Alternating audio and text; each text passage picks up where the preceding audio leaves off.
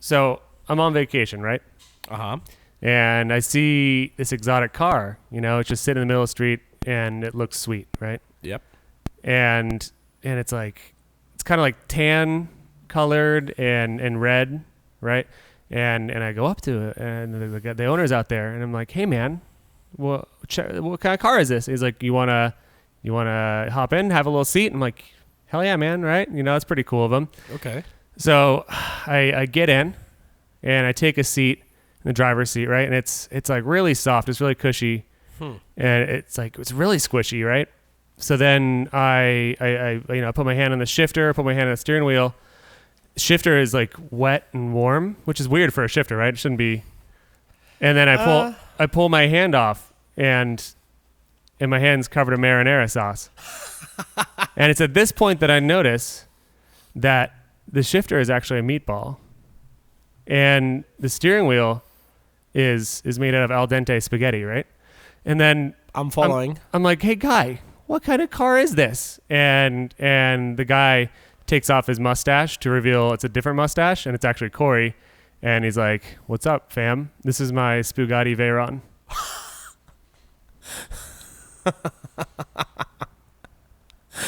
Keep going. No, that's it. So yeah, Corey duped me. Corey got a new car. He's running a little bit late today because those cars are slow. Because his car is made out of spaghetti because it's a Spugatti. It's a really nice car, but it's kind of, Isn't that the same card you guys use when you guys did that video? The Boss Force. Yeah, challenge? no, you and Corey. The sponsor me. Yeah, the training. There's training you to do burnouts and. Oh yeah, there was bazookas and that Bugatti. that was actually a Bugatti. Oh, that wasn't the spaghetti. In the Spugatti. The Spaghetti. No, it was close though. Okay. So interesting. I guess now the drift season's over. That's the show. Mm-hmm. We ain't got nothing more to talk about. There's not the season's over in Formula Drift, and obviously it's the only real drift series. We're never going to talk about it. Oh, crap. Well, it looks like we'll make the show go a little bit longer. The show, just a little bit longer. Yellow. What's up, guys? Oh, hey, man. We're just about to end the show because drifting is over for now. What's up with who is this? What do you mean drifting's over for now? Well, the season just ended, and the show is just stupid because what are we going to talk about at this point, right? Knitting? I mean, there's always fun things going on to talk about. Yeah, I guess. But who is this? This is Vaughn. Oh, crap. I should have known that. Awkward. That's weird. Yeah, well, you don't have me on, like, my name doesn't come up on caller ID. Was I blocked? Well, it just says Dickhead Boss. So I've got a couple of those, so. Yeah. Oh, man, you sure do have a couple of them. I didn't know I was one of them, but I know you have a couple. I'm just trying to make sure that I just never get employed again in the field that I love, if you couldn't tell. So it's a good thing you're so talented. Oh, so, you might be able to do that stuff. Oh, thanks. Just kidding. Thanks, Buzz. Yeah, that was a joke. Professional drivers fight each other to get your services, Sam? Yeah, pretty much. That's why Vaughn always wins, because Vaughn is the undisputed drunk arm wrestling champion, I believe. Which arm wrestling champion am I? Undisputed, unless has Tony Angelo beaten you? Who's going to win in a match? Yeah, Tony and I, I don't know where we're at. I believe he might have beat me once. He would remember, that's for sure. Yeah. But yeah, he's good at that too. He's good at that. He's like the Italian stallion. Buffed. Tony Angelo is like gorilla strength. Yeah. And now he's got dad strength on top of that, so you might actually be in trouble. Yeah, maybe. So let's talk about Formula Drift in your season. Yeah, let's talk about it. Go ahead. Tell us. No, kidding. Tell us that. So 2016, third in the championship points. Yep. Yeah, I mean, that's what you're going for, right? Yeah, we were totally just like when we came out of the gate in Long Beach, we were like, third place would be super sweet. No, I mean, obviously, it's a big challenge, bringing out a new car. So, you never know how the year's going to go, right? You can test and develop, but until you get out there and and see what everybody's brought for the year. And, it's an insane sport. So, we didn't know if we'd end up top 10, top 20, if I'd be fighting for a license right now. Yeah. But, it was a very fun, learning, challenging year with a lot of changes, and it was rad. And I'm super pumped on third. I mean, obviously you want to win, and the stars aligned at Irwindale for it to work. Like everything that I saw or wanted to happen, happened, right? With me being in the bracket with Forsberg and Osbo being over there, and I just knew Matt Field would take him out. So I was just like, man, this is going to happen. And then, boom, we had that issue, during our third one more time. So, yeah. So before we talk about that, the drama of the event in qualifying, so even though I was on the ground with you guys, I fully didn't comprehend like the level of strategy that was maybe going into that. So first run, you got kind of middle of the field, right? And then you guys were slowly doing the math, and you realized that if you didn't improve your run, then you were probably going to be in the same at least quarter bracket with Forsberg. Yeah. So So my first run, went out, we did the best we could, and we were just having trouble with some setup stuff getting up on the bank, and so it actually put me down pretty low.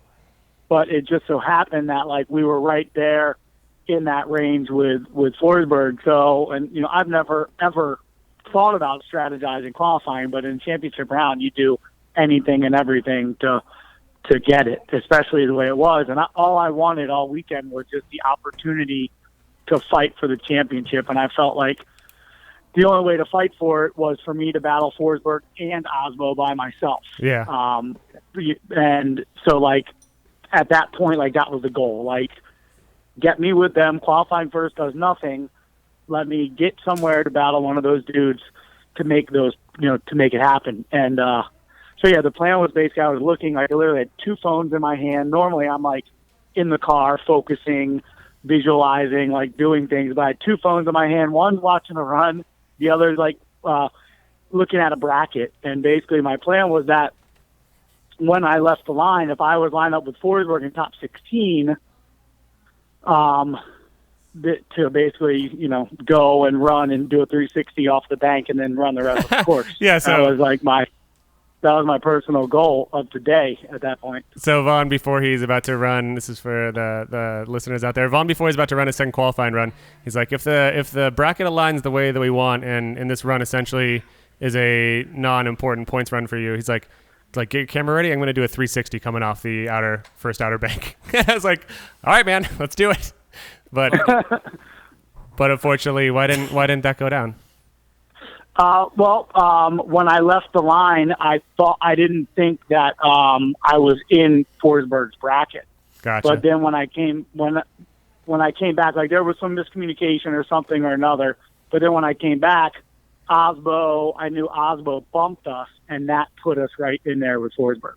Yeah. So it all worked out, and I was pumped. Like I felt like I had won. Like I finally was going to have that chance. And don't get me wrong, like, I know Forsberg and I are going to have a ridiculous battle, but like, if I'm going to go out, like I wanted to go out like that, Yeah. for, and the dream scenario, and definitely didn't come through. So just to clarify, that dream scenario is that the only chance, I believe, for you to have a chance at winning the championship was that Forsberg got knocked out in 16, and then Osbo had to get knocked out in 8 or something, and then you had to win the event, right?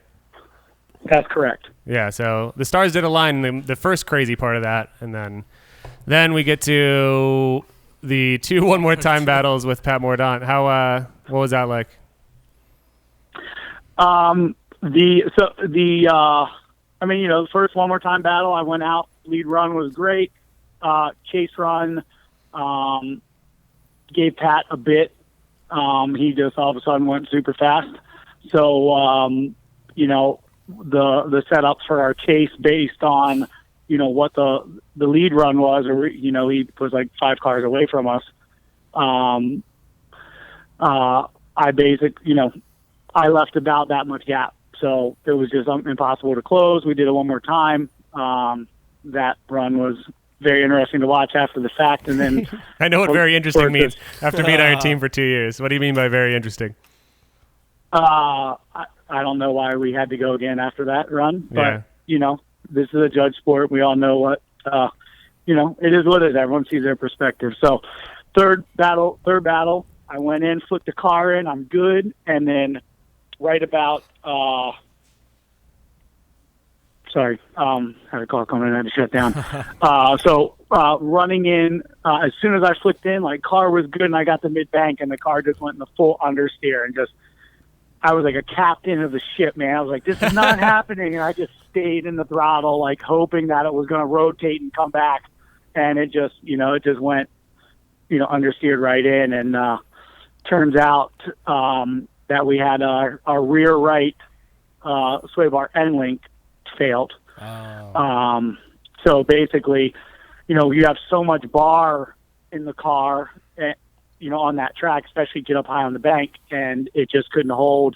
And once it unloaded, all the weight went to that rear right, got nothing but traction, and just overcame the front. And it was dumb. It was dumb. So technical nerd crap, did you think that would have happened later on in the night? Let's say that you beat Pat. Yeah, 100%. Yeah. 100%. Third time flicking into the bank, that would have happened. Okay. That's just what it is, because it's not something that, it would have been checked or any, it is so, to put in perspective, I was thinking about this. It's like we had a brand new car all year, no mechanicals, stars aligned, championship event, and this stupid thing happens. It's like that story that you hear, guy racing Baja 1,000 miles and, a $15 part, he can't cross the finish line, So it's motorsport, man. These are the things that happen, and those are just the little stupid details and intricacies that can bite you, and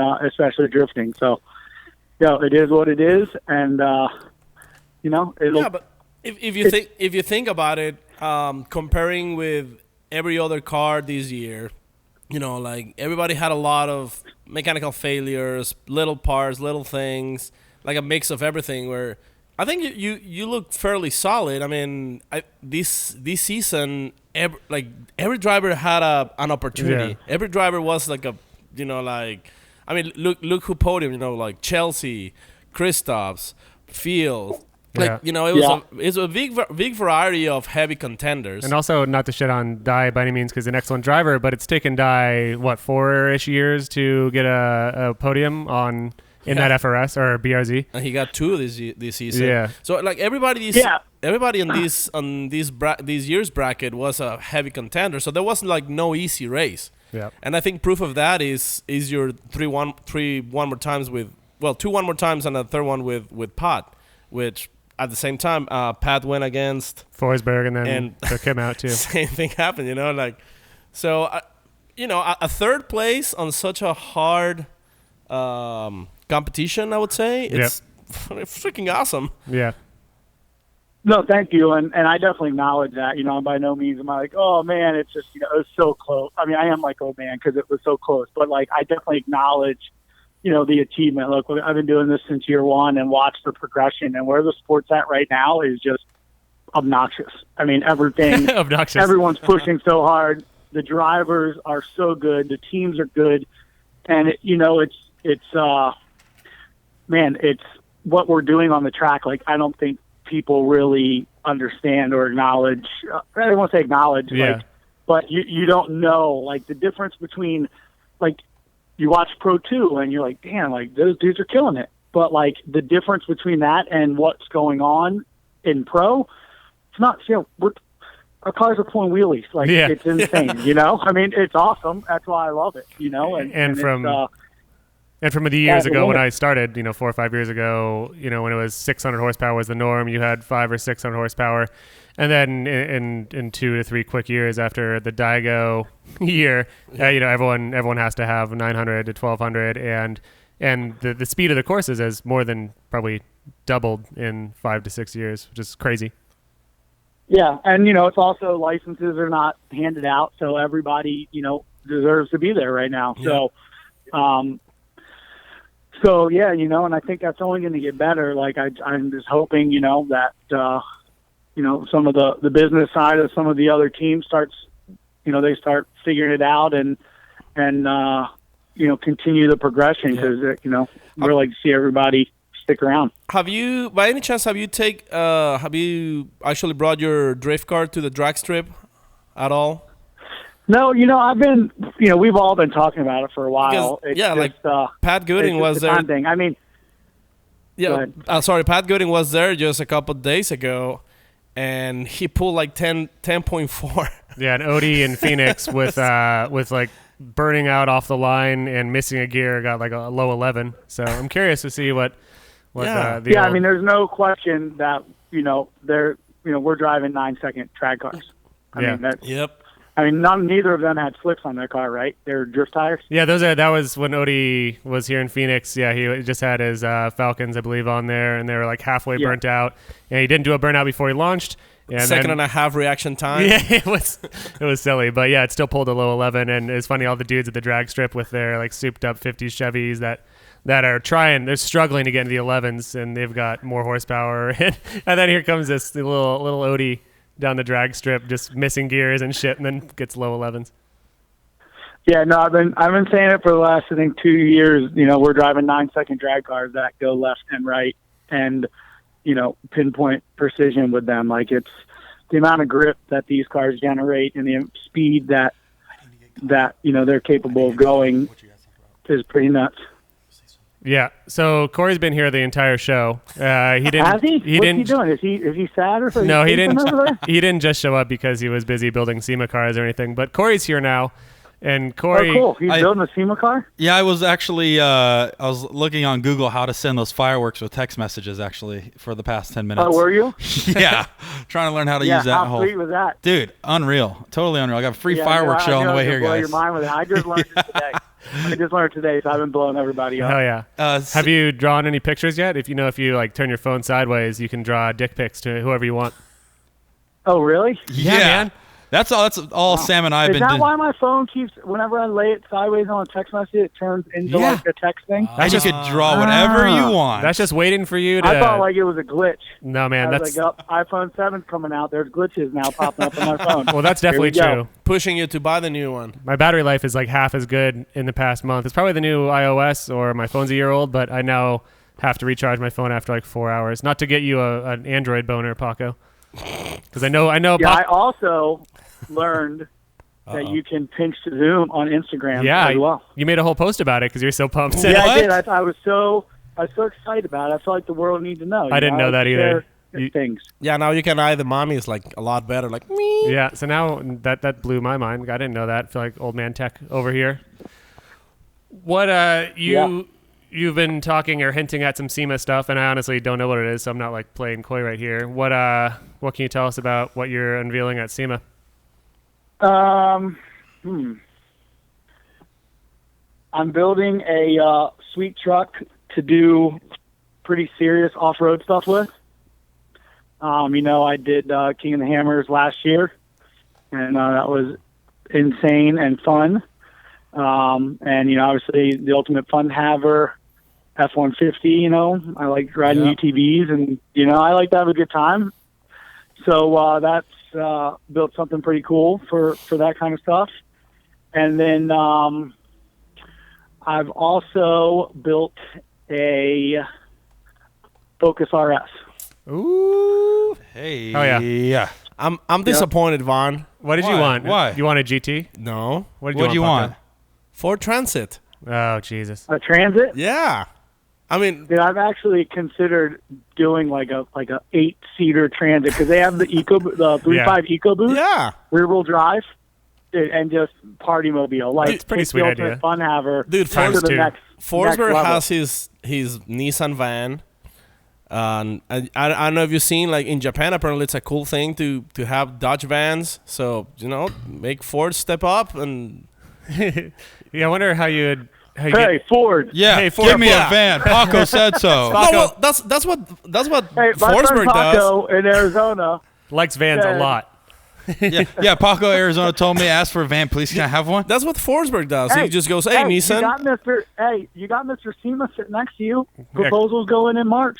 Jeez. Get after it. Come on, dude. Get it locked up.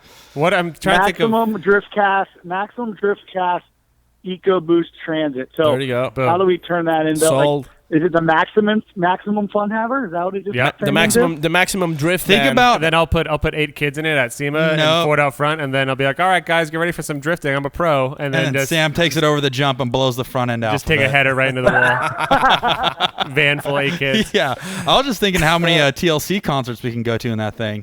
3. Probably 3 or 4. We'll just put the fun haver suspension in it. The same stuff. Oh. Is it compatible? And that way it can drift and jump in a van. I feel like I missed a lot of good content not being here for the past 20 minutes. Yep. Well, we just talked. Say that again? I said I bet I missed a lot of good content not being here, but I was trying to get caught up to see where you guys were at, and I didn't want to ask the same questions as Sam will You can ask him again. It's cool. We'll just say if you already asked him. All right, go over your entire Formula Drift Irwindale again. Oh, shut up, Sam. He'd probably shoot himself. I'll skip rewind in a little bit. Yeah. No, man. Let's see here. Obviously, I've got quite a few messages actually on the way here for questions to ask you, and this is some questions that I've always thought about. It's let's go back to the beginning of Formula Drift. Let's go back to the beginning of Vaughn Gittin JR getting into Formula Drift. On a little four-banger. I think a lot of people, including myself, man, and maybe you know this, maybe you're not, but you're the biggest name in drifting, and you developed that over the years. I just want to know about a few key moments in your career that is turning points where wow, I'm going to make something of this. What were some key things throughout your years in FD or in drifting? I mean, it all drift happened so quick. I went because I was in the initial wave of the sport when it came over from the States. So it went very quickly from playing around in industrial parks and parking lots with my boy, and changing tires in the middle of an industrial park, things like that, to going to events in Jersey. I remember the first time Signal Auto came in 2002, 2003, and me, Tony, and Forsberg were in awe. I remember arm wrestling those dudes at a Japanese restaurant that night. We got insane.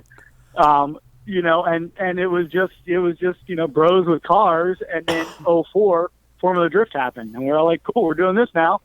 And then, but I think, really for me, the first couple events I went to, East Coast Club Loose events, or which was DG Trials back then, essentially.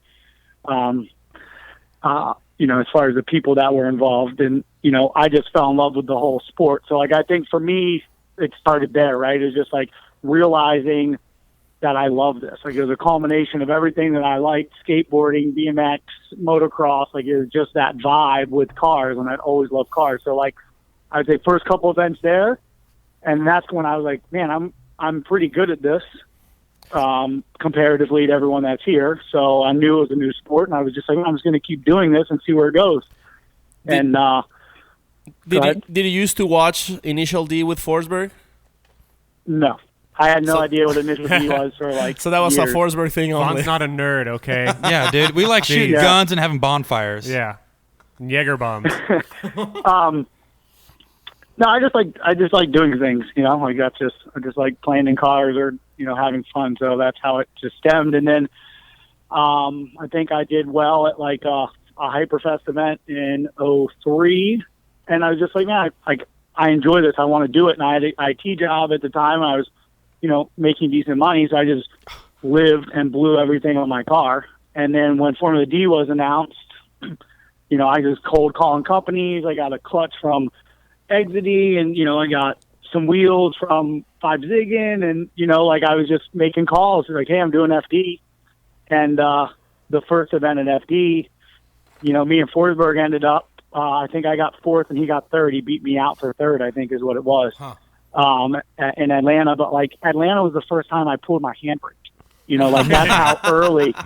Dude, I was over the top, looking down at Road Atlanta. I'm I don't think I have enough power to just go down there and clutch kick it in, and I'm not going to go in and hit the brakes and then power out. I'm all right, I'm going to pull this little handbrake thing and see what happens. Yeah. And, Love you know, it. figured it out very quickly, you know, after, you know, a couple tries. But How fast was the initiation back then? Were you initiating at 100 miles an hour? Or? I'd love to. Forsberg would know this answer because yeah. he just knows that stuff. But I would like to even see where we started. To be Right. honest, like I don't even know where our start line was.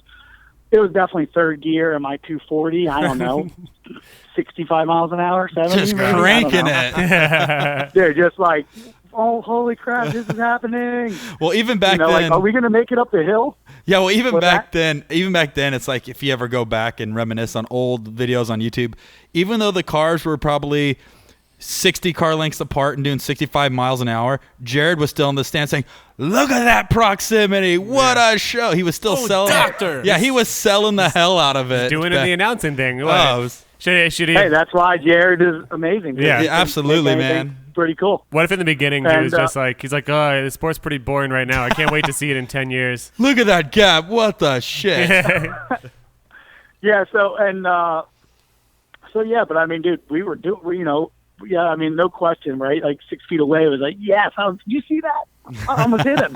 Yeah. You know, but so yes, I mean, first year of FD was just figuring it out. I mean, it was nuts. And I remember like Texas FD. I remember I sucked a throttle body bolt into my motor, and like my cousin who'd never, you know, just like my dad and my cousin grew up like, you know, messing with old push rod motors and things like that, and never touched a Nissan motor ever. He pulled the head off, yanked the bolt out, slapped some silicone on the head gasket, put it back together, got me back out there. I couldn't believe that it happened, you know? Yeah. So yeah, so, and then, you know, so obviously 04 was super rad, but I think the biggest thing for me, was USA versus Japan 2005. Yeah.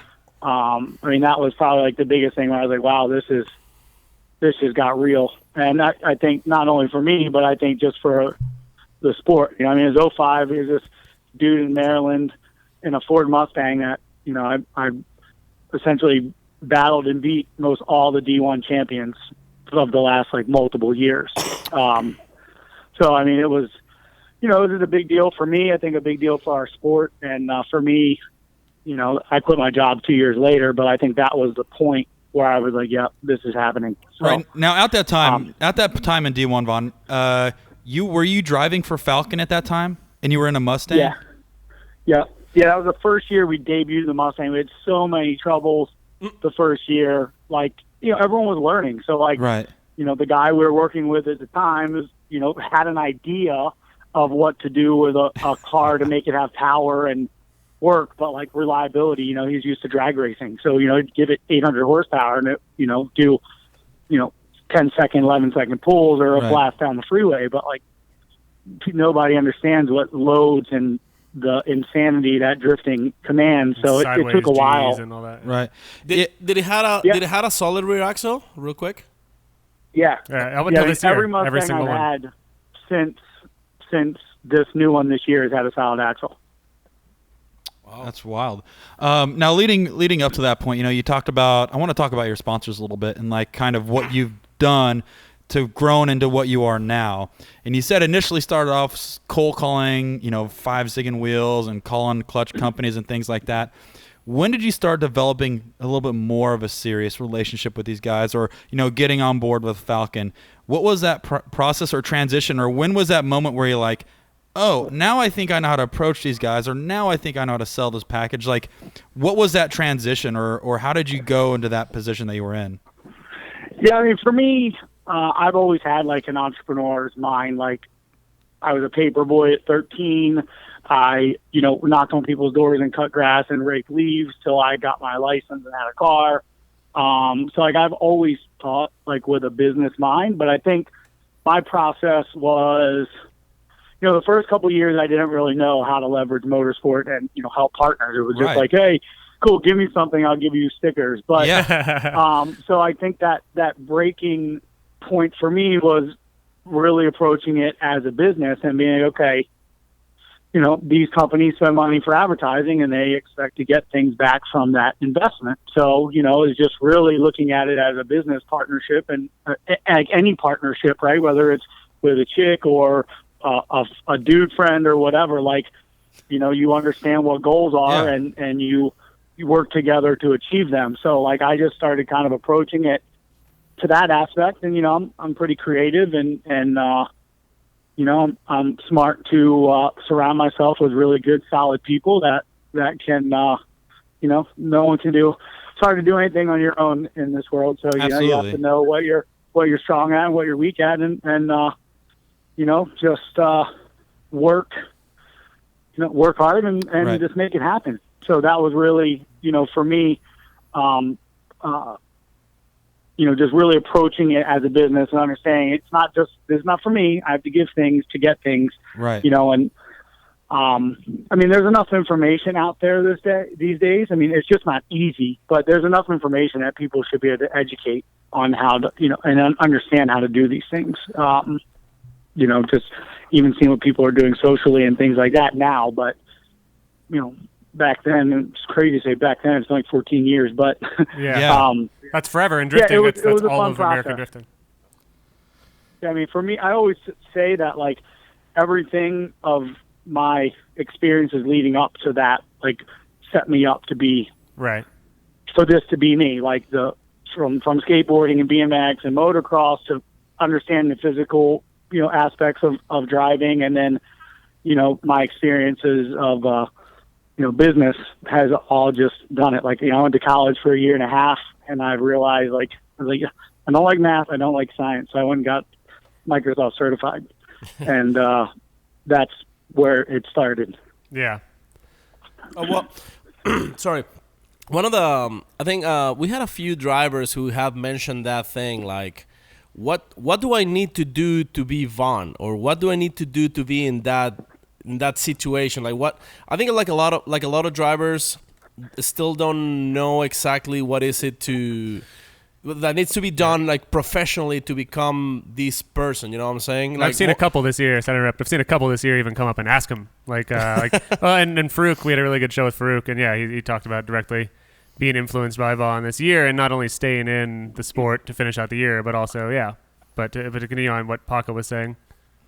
Yeah. So like, what can you say about that? Like, yeah, what do you do? What do you say to mentor the people that are seeking help from someone that they consider at the top of the game?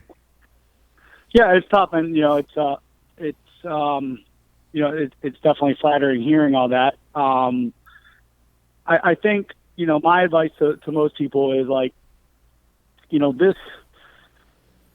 first of all, like, my experience, everything worked right from a driving standpoint to a business standpoint and a timing standpoint as well, right? It was early. That's critical. I established myself, and now it's like, I don't want to compare it to NASCAR, but it's like any top level sport now, trying to get in, trying to get aligned with people. Exactly. And unfortunately, it's not one of those sports that everybody gets. It's not easy. It's not like it just shows up in a random agency's, creative desk for a special project for people. Like, you have to go out there and you have to hustle and be in front of people, and you have to sell. You have to explain why it's important to be there, because people don't know it's still a young sport. So, I think the biggest thing is, the first thing is understanding, like, do you have the commitment and are you willing to do this? Yeah. And then also keeping reality and passion in check. Like, it's really easy for your passion to just absorb you. You chase stuff, go broke, you're out, and then you're just left with nothing because you chased this thing without being smart. But like any kind of motorsport especially requires money. So like, if you don't just be chasing your tail, like, get a plan, because it's real and it's not easy to do. So like, that's the biggest thing. And then as far as like, that's just a general mental outlook on how I would suggest to approach it. But like, as far as partners and sponsors, it's all about building relationships. Like, if you don't have a partner that's, taking care of, at the level that you're at right now, like, it's most likely not going to happen tomorrow. So like, you need to, work with partners that, their goals align with yours, and you genuinely can help them achieve them. Yeah. And you have to sometimes put the best foot forward, and it's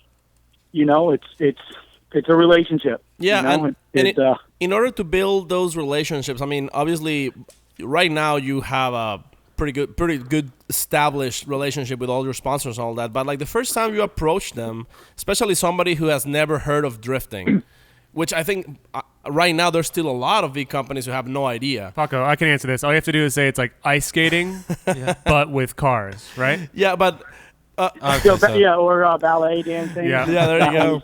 But too, I mean, the question like, do you think it's a good idea to kind of like oversell and like the whole program? And I'm saying because like I remember a few years ago when we were at SEMA, there was this kid who was doing NASCAR. I think it was like the NASCAR trucks or the not the main NASCAR, and he's saying like, oh, we only have a budget of like, like a couple millions, and he seemed like so humble about it. And it's like, whoa, like... Well, compared to some teams, that's nothing. You know what I mean? I'm saying, like, that's what I'm saying. Like, it's very, very low. And so that's what I'm saying. Like, when you pitch the idea to a new sponsor and you tell, like, our program runs, I don't know, and then you shoot, like, a super high number trying to get half of that, or... How does that even work when you go for a big fish? Yeah, I mean... no, I mean, you don't... Let me see. I mean, your value, right? Like it usually starts somewhere, right? Like, ideally, some people have, a program that they offer. Like, I have programs, right, that include certain things and this and that. So again, it goes back to what the goals are, and then you just align the goals. You know your value. You don't go in there and overshoot. If you're working with anyone halfway smart, they've done their homework and they know what the market is, and you go in, you get your foot in the door, and you over deliver and negotiate your value once you've over delivered. And sometimes that takes years, but like I said, you're with a company, your goals align. I'm a super loyal dude. I've been with a lot of my partners for a long time, and I get offers and discussions to move, but it's like, it could be a bigger budget, but most of the time, like, it's not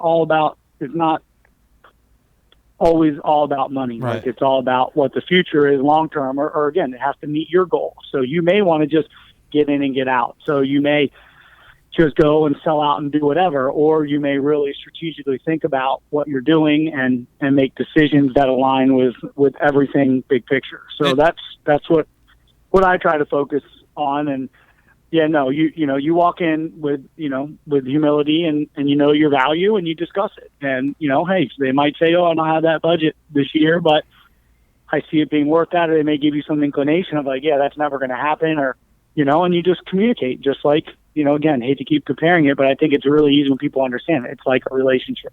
So, I think probably at other levels, and that's what people need to understand about this sport and other smaller motorsports, like, you can work together and hustle and achieve goals, whereas like sports that are more established, like the relationships directly with athletes and things like that would never happen. You'd be like, hey, pay this or don't be in, right? But whereas our sport, there's value, but you just have to know how to leverage it and explain it and work it to your partner's favors. And I think one of the specifics with our sport, thankfully, that people that are listening that are hoping to talk to sponsors about and all that, is the age of the people that are watching and are interested is compared to any other motorsport. We've got the youngest and the people that are, I think, buying a lot of crap. Yeah, I mean, the value of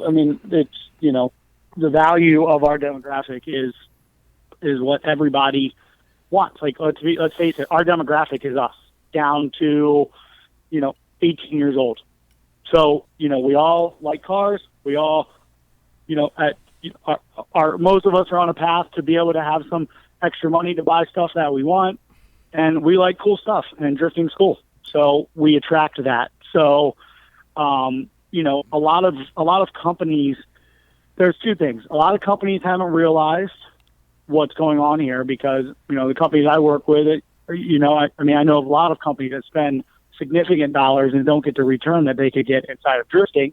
But the flip side to that is there's not enough teams and drivers out there showing these companies how to make it work. Right. So, you're starting to see though some influx of some, people keeping their eye on it. It's just it's not everybody in drifting is a business. Yeah.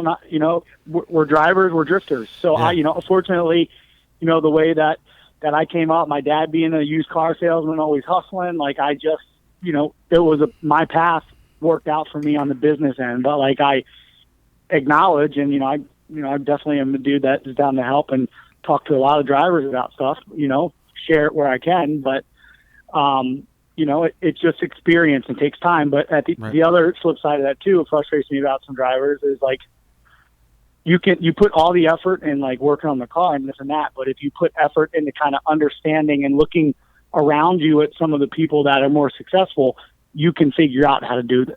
So like it definitely doesn't fall from the sky. You have to go get it. Right. So, yeah.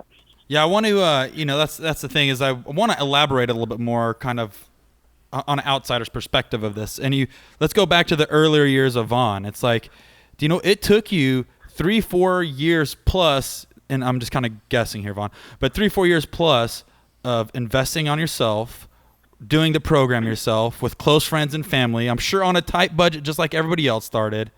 And then I think you may have developed a product. It may have took you 3 or 4 years to develop a product to sell to these sponsors.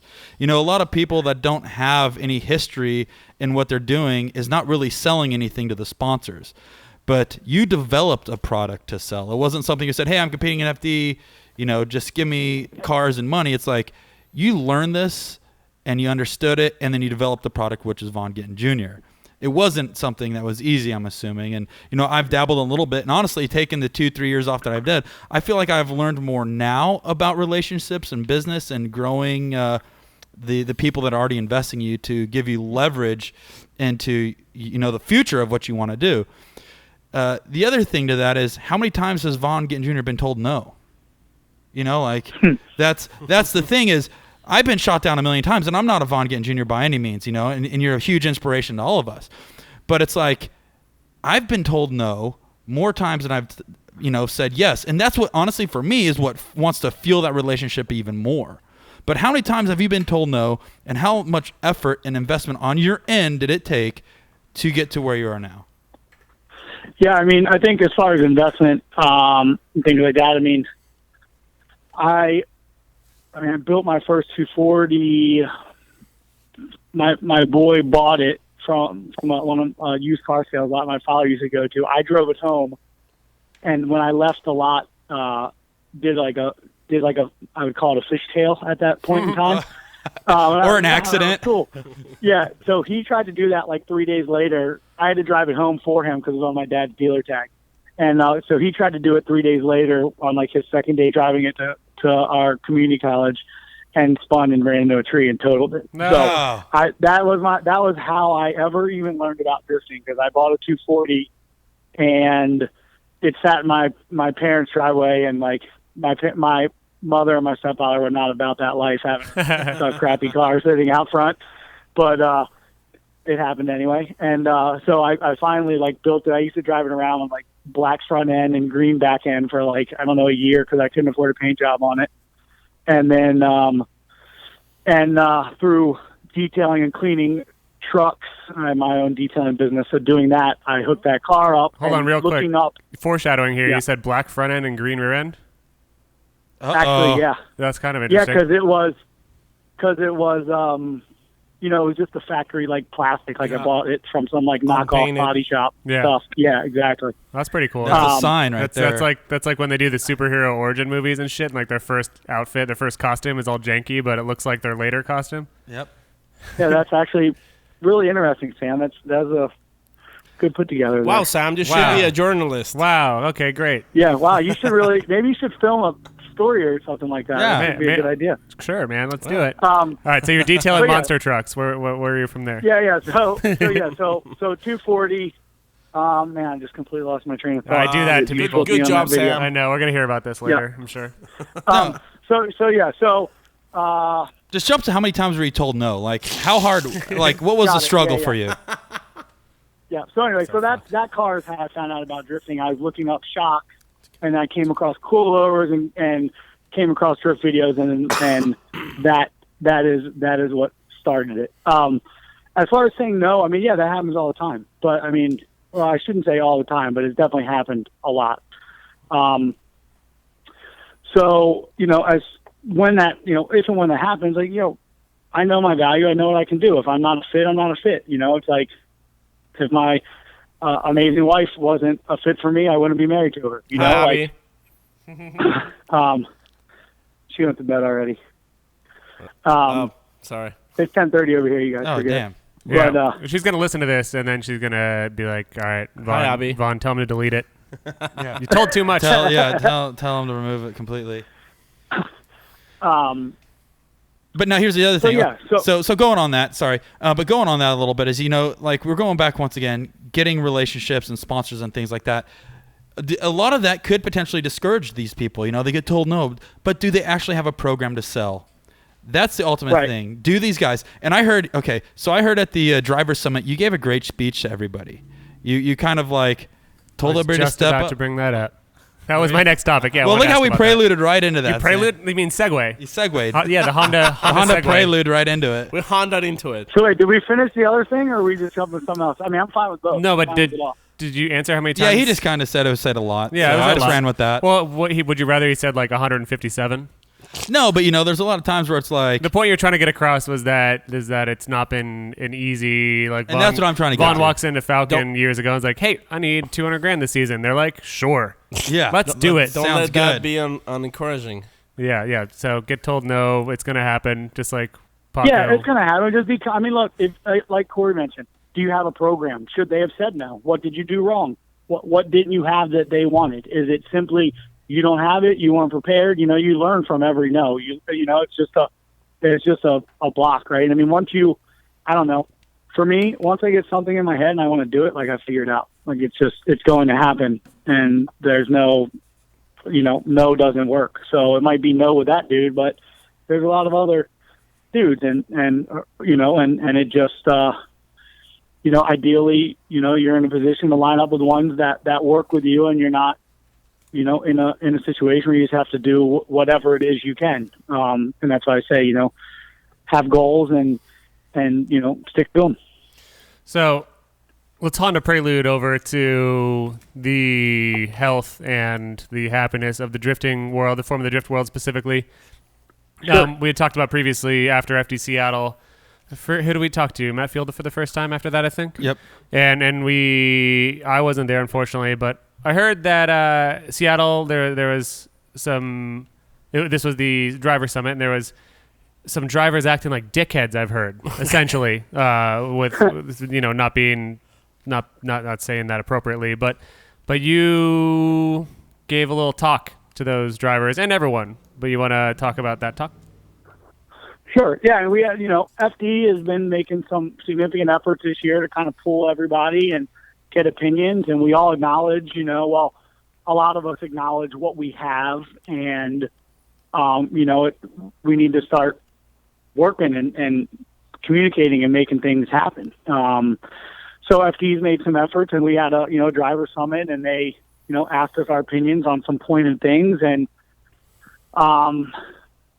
not that people were being rude in person, but like we handed in some slips and, questions or like, votes of just some topics just to kind of get a gauge of what was going on. And I believe some people did some ignorant things on those. And then some of the questions that were being asked in there, like, disappointed me, like, because they were very shallow. Like, you could tell that they were like, first thought was like, how does this affect me? When we're in a town hall meeting, that's supposed to be like, how do we make this work for the community? And those are supposed to be the thoughts. And basically, at the drivers meeting, it was very clear that someone was super rude to somebody, and I was just kind of like, man, this is like ridiculous. Like, we're all like, this isn't high school. Like, we're all most of us are chasing dreams right now. And like, if you want to talk to someone, talk to them, like if someone did something with one of our judges and it pissed him off, rightfully so. And I just kind of stood up and I was like, look, I'm not going to say everything that I said, but I was just like, we all have a really good thing going. I was disappointed by some of the questions in the town hall meeting. Like, you guys we have to start thinking collectively about the bigger picture, not about how this affects just you or how this isn't going to let you win. Like, this isn't just about you or just about us. This is about this sport, and we need to start thinking that way. And Formula D said they're going to have another meeting in Texas. I'm like, let's just we owe it to ourselves to think that way and come to Texas for the next meeting, correct, with proper thoughts. And then I just mentioned something about the judges, because they're really, their job is insane. And like, we're lucky to have them, to be honest. Like, they do it for money. They don't do it to get bitched at about every single decision that they make. So, I was just kind of like, look, if you're going to be a kid and write stuff to the judge, like, he's right there. They make themselves available. You can talk to him whenever you want. Like, don't be that guy. Right. And they're just kind of like, they're never praised. They're always just beat on. So, like, I just gave them, I just made it clear, like, you need to respect these dudes. Like, we're lucky that, they choose to spend their time dealing with us jerks. Yeah. And they're as questioning impartial. them, arguing with them. Like, can you imagine? Like, can you imagine if one of them actually was easily influenced by big sponsorship? Like, then you might have some more victories, unfortunately for you. But but like the fact that they are as neutral as they are, and like there's this much of the shithead portion of our community that still thinks that Formula Drift is staged and all that. But can you imagine if they actually gave any sort of inclination that Formula Drift was staged? Like, these guys work really, really hard to be neutral, I think. It would destroy the sport. Yeah. It would completely destroy it. Yeah, I mean, and that would just never happen. FD would not do that. They know, it's just dumb. Yeah. But again, there's always somebody. So it's just kind of funny at this point. Any hate at this point is funny. Like, it used to be, like, I feel like hate's gone through a phase where it was like, oh man, there's hate. And now it's like, okay, Joker. It's like, whatever. Yeah, cool, people are kind of story. sick of it. Like, I feel like, so, but yeah, so, it is what it is. Like, I'm just, I see the passion. I see all the hard work of everybody in the series, right? I mean, so I just want to see everybody be able to achieve their goals. Yeah. And if everyone brings in huge sponsors, then it's going to support everyone. Well, yeah, that's kind of, I want to step back on that same point, Sam. Yeah. It's like, if each driver stepped up in their own way, developed a good program, had great looking cars, and they performed well and act semi-professional, obviously maybe had their own personal style to it, it helps everybody. If you go out there and you see the Monster Energy Mustang RTR, and then you see, 1989 beat up 240 SXs, it's like, companies can look at them and think, why am I going to invest into this? Yeah. Why am I going to invest in these guys that are, bashing judges or publicly bashing people on social media and things like that? If everybody had a super solid program, that allows for more sponsors to step into this sport professionally and invest more into it. Now, the thing is, once again, I'm just kind of giving my own 2 cents on this, but if somebody sees, hey, Rockstar Energy just stepped up their program, that might fuel other energy drink companies to say, we need to step up ours. We got to compete. Yeah. They need to create competition amongst the sponsors so everybody steps up. Yeah. But that starts at the teams. And then dudes like Matt Field kind of look outside the box, and they bring in Xbox or Microsoft or whatever, and then tomorrow driver X brings in big brand Y, and then suddenly driver Z can be like, hey, Microsoft and Tide, for example, just joined Ford Performance and Monster and Rockstar and all that. And these are the dudes that are investing in the sport. Where the hell are you? Right. So. Yeah. Yep. And, look, here, two points there. So, I have a 240 SX sitting in my garage. I have my first car still. I respect those cars for what they are, but there's multiple different ways of drifting, right? You have your grassroots fun events, then you have competition. And at any level, professional motorsport is business. And as much as we want to, hold it back, like, it's that business that allows these guys that have dedicated their lives to doing this and want to do this because it's all they think about and all they do. It's a requirement for it to happen. So, if everybody got together, like you said, like, it's not just like X and Y comes in, but when there's a reason for them to, that's going to happen. And like you said, it starts with the teams. But the problem is everybody's caught in the rat race, right? It's like either, you're established and you've done your, you have your program figured out, or you're just doing everything you can to get to the track and make it through an event. And that that is the separation right now. So, like I mentioned, FD's been doing, some things trying to help some of the drivers, and, they had a panel before Irwindale. So I think everyone's really, starting to step up. Again, it's a young sport. There's a lot of young people and young drivers in it, and it's accessible. But I think at the end of the day, old cars, it's tough to see them not be there because they've been there. But at the end of the day, it needs to be modern, and it needs to be fresh, like a professional motorsport, like a company that wants to be there. We all would love if it was skateboarding of cars, and it could, we all know the core of our sport, but it is pretty cool to have a sweet looking car out there as well. So it's Now think about this. It just makes it cooler when you smash it. Right. Under steering a wall at Irwindale or something. Now think, going back to giving the advice for people. I'm not saying, Corey, trust me, I have a 1995 Nissan 240. Are you going to talk about the S13 Street League though? No, because let me just throw that down real quick. Now that could be sweet. Or what about all Fox bodies? Yeah, we're all Fox Body League or all S13 Street League or whatever. Just old crappy car. Let's get that out. We want that, but let's get the pros out there. How hard would it for you to let's say on this is a very silly idea, of course, but on Thursday or Friday, all right, every driver, if you can bring out your S13 KA, you can put coilovers and a handbrake on it. That's it. And we're going to do our stock S13 competition. Go have some fun, idiots. That would be... The fans would love it. That would be fun. They're like lemons, like lemon drift. Exactly. Right. At least one event of the year. Let's do that. That would be so much fun. That sounds actually like a really good time. It's funny, I kind of... it's funny, I was considering that for something similar to that for an event that has been popping off. So maybe it'll happen. Hell yeah, man.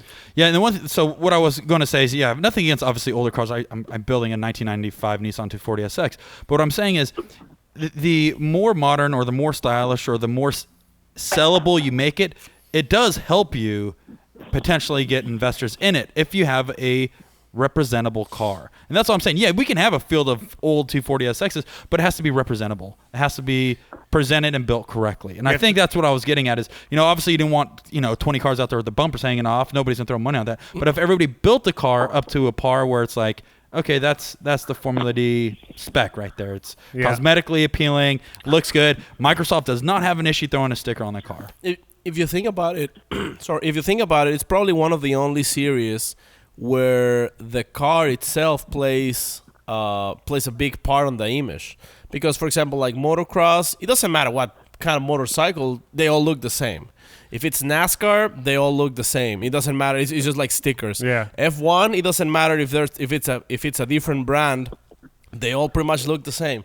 Where Formula Drift is probably one of the only series that each car pretty much represents the face of the driver. Yeah. Right. It's the opportunity for personality. It's an opportunity to represent yourself. Totally. And just in general, the sport lends itself. Even though we're all going out there for the same thing and the same marks, there's all these little different intricacies that, you can show your personality and style from behind the wheel. So not only you and your car are you're the full package, together. So I agree. And, it is tough though, because, we all respect the core, and some people can only have a 240, but at the end of the day, those 240s could be anything. You know what I mean? They have 1,000 horsepower, they got a dog box and a quick change. It could be in anything. And I think personally, again, talking about the betterment of the sport, we have to look at pro drifting as a business and what's going to make it sustain. Yeah. What do the fans want, first and foremost? And what do partners want? Fans are number one. And at the end of the day, fans want to see drift cars going sideways, close to each other, close to walls. Right. And they want them to look cool. There is the loud core is actually, is the minority here, right? The niche of drifting that knows all the intricacies, and guys like us that know everything about it are the ones that think, a lot of them think they own the sport and they're loud and they don't like it, these changes and this and the other. But at the end of the day, for this to all work, there's a way bigger picture. Right. So and multiple vehicles bring multiple types of people. If you have all Nissans, you only have Nissan liker, it just doesn't work. And again, you have to approach it very objectively. And in order for it to grow, or else it's just going to stay Right. what it's been. And I think everybody wants it to grow, including true fans of the sport. Right. And just to clarify for the listeners here, we've been just talking about Pro 1 FD and Pro 2 FD, whatever. Anyone that's trying to go into the pro circuit in regards to this don't have an old shitty car. But we're not disregarding the awesomeness that is party drifting. So get old weird cars and go destroy them. Best. Yeah, it's the best. So because I wasn't on the show last week, but Corey and Paco were addressing. I guess there is some internet bullshit, as there always is, about people. After seeing Super D footage of Nakamura like tight on people's doors in second and first gear, everyone's saying like, that's what FD should be. It's like, no, that's what party drifting should be, and Right. that's why it's party drifting, and that's why it's awesome. That's what, you ever been seen a Club Loose event? Yeah. Like, that's what happened. And we can have both, guys. Like when I was listening to the show with you guys and I was on, I was like, God, wait, I just want to tell these kids, like, we can have both. Like, have Pro 1 and whatever FD be fast, insane, super hyper built cars pushing the envelope every year, and let's also have goofy events where we take SR 240s with S13s and ripped off bumpers and go like There's rip plenty shit. of those events. Yeah. There's plenty of those events. Like, if you don't like FD, don't go to it. Yeah. Even Vaughn You know, still like- has his Fox body. Do you Yeah. still drift that thing? Yeah, I have my Fox. Unfortunately, I don't get to go as much as I want, but yeah, the Fox is good. I just put a new motor in it. Like, I am pumped to go banging doors. Hell yeah. Of course you are. All right, let's hit up some Instagram questions. You right before the show, you texted me and you were like, "Oh, these are some good questions coming in." You're already looking, so you got some. Well, I like educated questions 'cause I can tell when people are like really curious. Like, you guys actually had some really good questions, and I thought we were going to call and no, we've joke matured around all a night, bit but since we last you talked really to hit you. me. You really hit me. No, we've Really hit matured. me with some. Yeah. On the show, we grow up, but in person, it's hammered down. Yeah, So, because I think Hey last. guys, look, you shouldn't get so professional. Let me guess, you have like really nice office chairs in there right now. Nah, not really. Sam has a chair You know, that you guys really should just stay in your, stolen classroom chairs and stuff like that. I wish I had like one of those fifth grade elementary school desks where you could crack your back really well on it. You know what I'm talking about, right? Yeah. Where I know you're what you're short. talking about. Yeah, the desk connected to the chair because you push back on that and you get the. I best- also like the chairs that have the hole in the back, so when you release one, it just goes right out the back. it just ventilates, But in reality, we all have all Herman Millers. Corey, do you think that's what it was for? Do you think that's what it was designed for? Yeah, it was a pressure release. You just aim right out the back. I have a question here from our buddy Edward Lee Thompson. He runs a drifting school in Puerto Rico, and he mostly drives Mustangs. So he's asking, "Hey Vaughn, do you have any plans for coming to Puerto Rico, or you have any of the Drift Lions guys?" And then hold on, there's a little bit more to that. He says you were the ones to actually start the sport in Puerto Rico back in the day. There was no drift before then. There you go. It's pretty cool to call that out. Yeah. Yeah, I mean, there is no. That is actually pretty wild. No, there's definitely not any plans right now. Would I go to Puerto Rico to go drifting tomorrow? Sure, give me a call. But there's no plans right now. But it's cool to hear that they do have something going. When I went there definitely wasn't. There was a couple guys. In fact, I remember one guy specifically. His name's tripping me right now, but he had a Corolla and he was just all about it. And I remember I followed him for years after. But I think he just stopped. But man, I can't remember his name. Unfortunately, I'd love to give him a shout out. He was a solid dude. Nice. Well, yeah, there's a lot of Mustang drifting in Puerto Rico, so now you know. All right. I got one from one of our most infamous fans. Uh-oh. His name goes by Iron Dookie. Wow. Aside from aside from bragging rights or personal gratification, is winning rounds or championships important anymore? With a program and a brand as big as yours that you've created, it seems FD podiums would barely be a drop in the bucket. I mean, I guess it depends what bucket you're talking about. I mean, for me personally, I enjoy drifting and I enjoy the challenges that form the drift, and I enjoy, working with my team to go out and kick ass on the track and being the best dude that shows up that weekend. So that for me is, the trials and tribulations and going through those processes are what I enjoy about professional drifting. Like, it's intense. It's not, it's not like unadulterated fun. It's just a different kind of fun and challenge. And so, yeah, I mean, for me, it's not about winning is good, but winning is the side effect of, achieving all the little goals throughout an FD weekend that make winning cool in general. So Yeah. I just enjoy that. I don't really keep track about, it's nice to get on the podium. It's nice to do well. It's a reward for the insanity you went through all week, Let's Yeah. put So, it like you like having fun, but winning is also fun. But yeah, more than winning that, is fun because when you're getting through winning, it's insane and intense and a different kind of fun. Like it's I mean, you guys have done stuff, right? we've done a thing or two. Winning's Dabbled. We part a little bit. We've dabbled. Yeah, I mean, just when you guys achieve successes, it's rad. So Yeah. it's this is like a whole nother level that introduces Yeah, a bunch of different elements that you have to battle through. It's like CrossFit. It's like, is CrossFit fun? Not really. Yeah. But you're kicking your ass. You're fighting mentally. Like you're going through all of these things, and at the end, when you're done laying on the floor, like holy crap! Like then you're like, wow, okay, I did that. It happened. Goal achieved. And some people that's what they live for, and I guess I'm one of those people. Yeah, definitely one of the things I noticed about you and your program early on, though, is that obviously you care about winning, but I think you get the least bent out of shape when you have a loss than like any other driver I've seen. So like this year, I'm sure was crushing for you personally on some level, not getting the championship after the stars aligning and all that. But still, it's like I think the rest of the 99% going on that isn't driving, I think you've got your head in the right place for that probably, right? Yeah, I mean, I think I just, there's going to be more FD events. Right. The last one isn't always the last one. I stay busy doing other things, so everything I do doesn't rely on that. So that pressure for that standpoint's not there, which I think kind of is a little bit this guy's point. But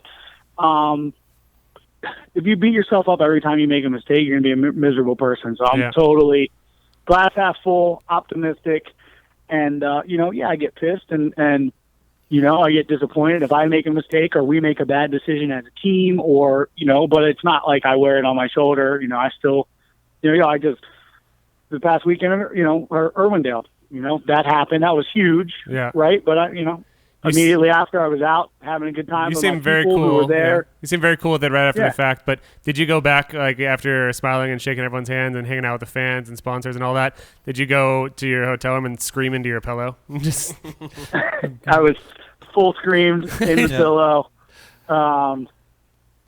No. Yeah, good. I mean, definitely bummed, and next morning, a little you sink in a bit, but again, it's Next not year. my first time. Yeah. I've been there before, and it's I'm not going to be sad about getting third place overall in the hardest drifting championship in the world. Nope. Like 4 first place That'd be qualifiers ridiculous. and 2 events won and all that. All right, Dark Horse 1418 says, will he be adding a teammate to his program in the near future, and who would he like to have?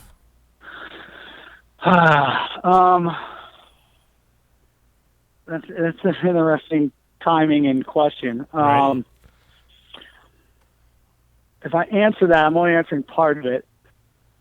So You don't I have to will answer say anything I- that you don't want to do, but Yeah, I mean, Or be hypothetical. I look at it like this: if the dude was right in front of me asking this, how would I answer it? yeah. So I'm going to give him that respect. He chose this question. I am interested in having another driver. Nice. I'm interested in looking at that. I have been looking at it for the last 2 years, and I do have my eyes on some of the talent in FD, the up and coming talent. So Thanks. that's what I'm gonna leave it. That's 2 things I haven't ever said publicly Damn, man. about. One was a SEMA car, and this one. That's Oh. the trust tree that I'm on with Well, thank you. 4 dudes. Hey man, we've been Thanks, nailing dude. we've been nailing the secret reveals lately, so we're down. Yeah. Yeah. Yeah. So yeah, good question, and yeah. All right, we Sweet. got the To next be one honest, coming. give you an answer. Yeah, I'll call you after this, Vaughn. We'll settle in with that, and I'll break the news to people later. Okay. You'll let them know, Corey? I'll let them know when they're ready. About you. I didn't know you were in the market. I'll let them know when they're ready. I'll let them know. I'm getting my RTR True tattoo story next is, week. Paco and I have been negotiating pretty hard on the back end. Oh. You need a Spanish speaker so when you go out to Tijuana to slide around, you guys can mingle with the audience. Hey, man. Well, it's actually funny that you guessed that because you're pretty close. Pretty close. Hey. Well, you're going to Tijuana to go drift some. We're about to drop some news right here. Paco heard 2000, it first, 2017. Maximo. Pew, pew, pew, pew. Hey-o. El Mustang Negro. Yeah. You can't say that on the show, Paco. Yes, Paco, come on, dude. Come on, dude. We're trying to be PG-13 this Vaughn episode. Vaughn just told us we have to be professional. it's the Black Stang. Okay. Hey, I'm going to go to a funny question. This is from Brown. I wonder if I should call it Brown Sand Blues or Browns and Blues. But he goes, how would you rate Sam as an employee? Say that again? How would you rate Sam as an employee? How'd I rate him as an employee? Yep. I don't think I really look at Sam as an employee. I think I look at him as a team member and someone that I'm lucky to have working with us because he's a solid dude. So wow, Sam, you just scored I some think, serious points.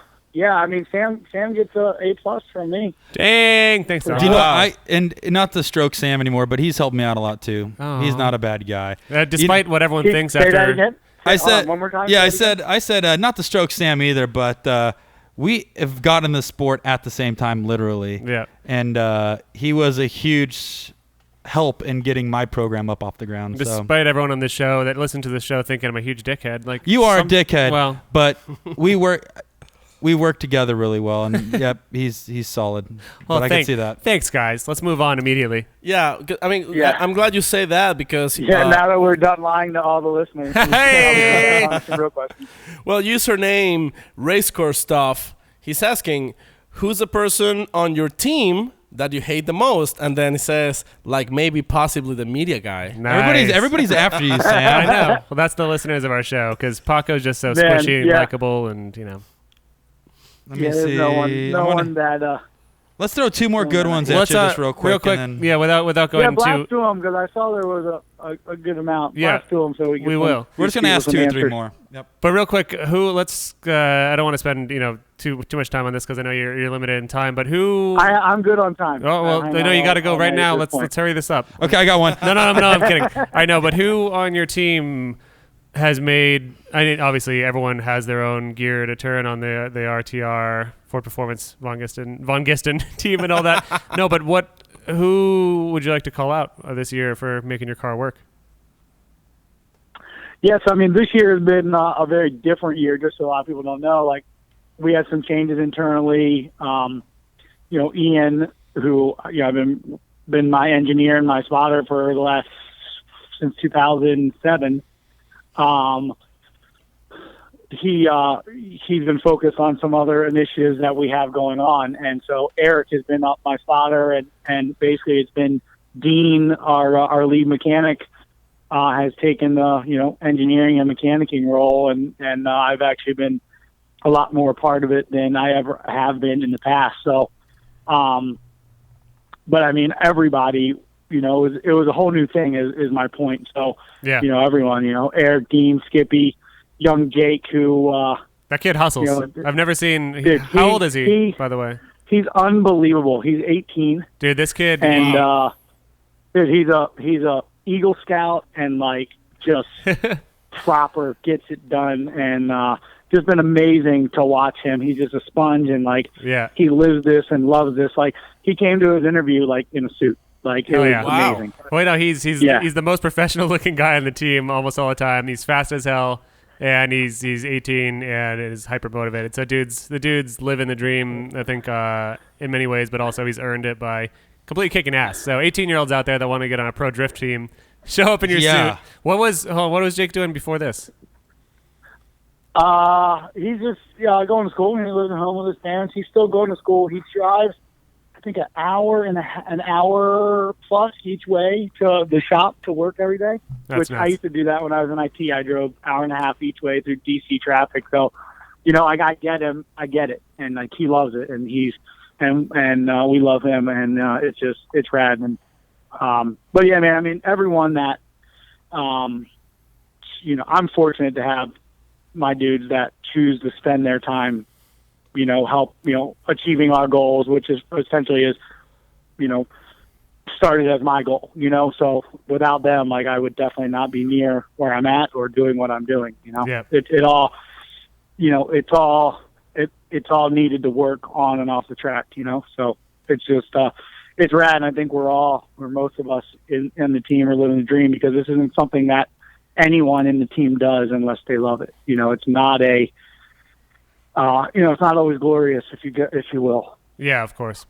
There's good times and the bad times. All right, RDG Racer. Ridge Racer. Ridge Racer 96. Which of your cars is your favorite to drive, including the RTRX, the Fox Body, Missile, etc.?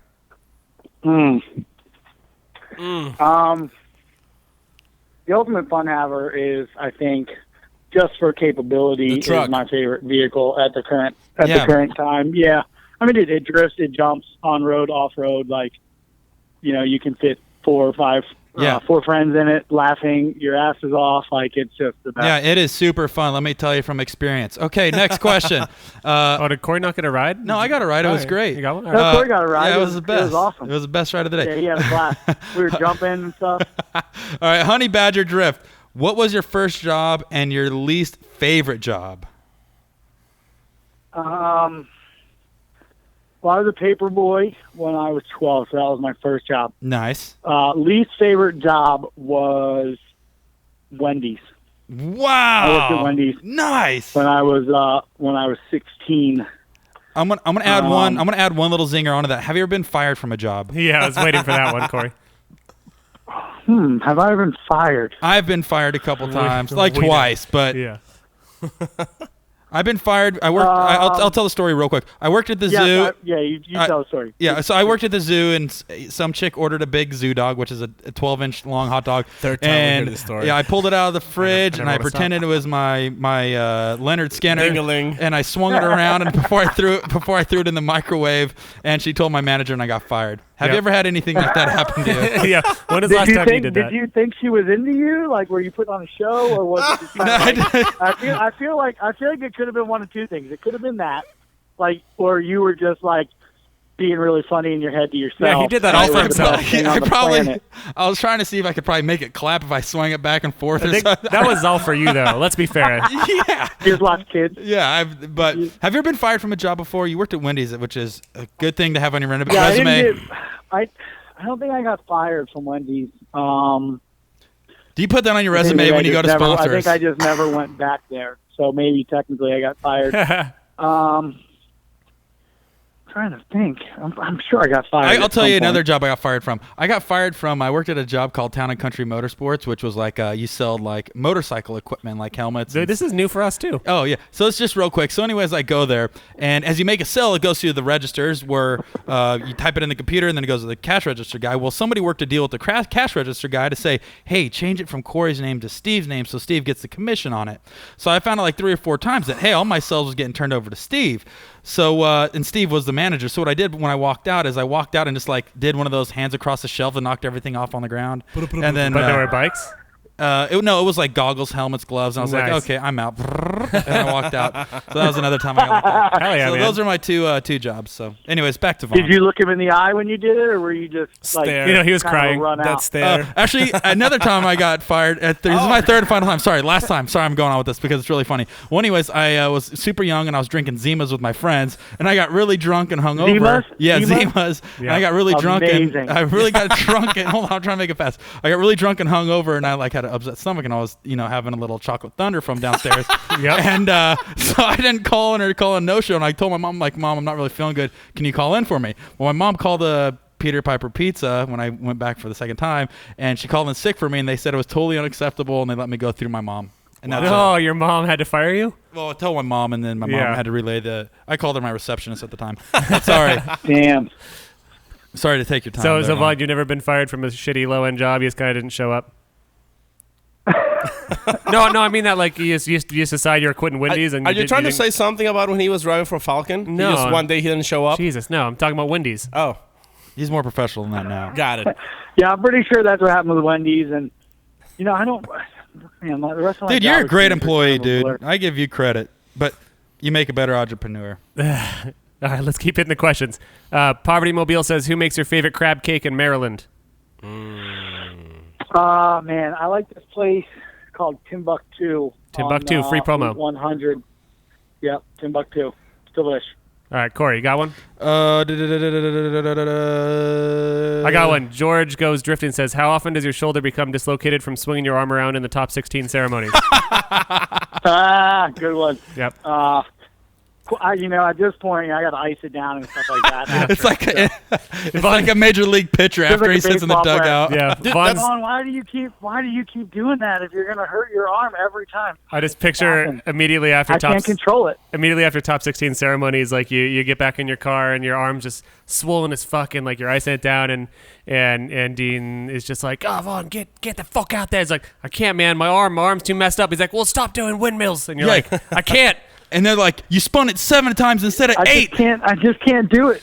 Yeah. This happens every time since 2004. Jared calls my name. That just happens. Yeah. Just fires And it. actually, don't fun know. fact, anytime you call Vaughn's name, he does windmills. So So if you see him in the next round Long Beach, just yell his name. Damn. yeah. Now I'm really going to hurt myself. Yeah, but, well, like just a couple weeks ago when Pat and I gave you your Maximum Driftcast You Did It award, we tried to pull Yeah. a double windmill, and we end up beating each other with our hats. And Wow. yeah, that's no easy. It's that's dangerous. Not easy. That's yeah. a tough move. Vaughn should Which, by the way, just so you're aware, that trophy is in my trophy case. Hell yeah.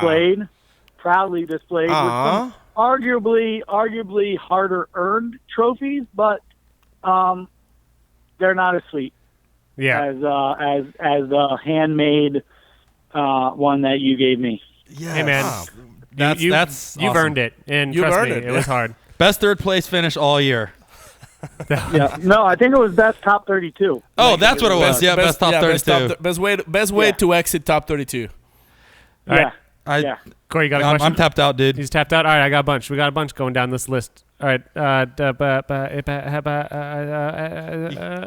many? No, that's bad. God, they're all bad. Hold That's on. why I tapped out. Just read them. Just read All them. right. Just go. Cam Auto Mag. Do you have to go to a 4-year college to become a professional fun haver, or is that something you get from a trade school? That's pretty good, actually. That's good. It's definitely a trade school. It's just called the school of doing what you want. That's what it is. Hell yeah, this one's That good. definitely would be a trade. It is. All right. Trade school. Jan Kenny says, if you had to get a tattoo with a name/face of one of the Maximum Driftcast hosts, who would you pick? And I'm going to throw onto it where? Ooh. If I had to get a name Or face. or face. Or both. I'd say both. Man, I got nothing for that. Wow. I would say Corey, and Yeah. I would say on your ankle with a butterfly above it. That'd be nice. With a butterfly? Yeah. I like to picture my Corey with a perm. Hey. Perm and like a Beautiful. We're throwing like a back. nose ring. Beautiful- Perm and a nose ring. Beautiful Fu pile of Manchu. hair. I have one right here from David McClutchkick. He says, Wow. Hold on.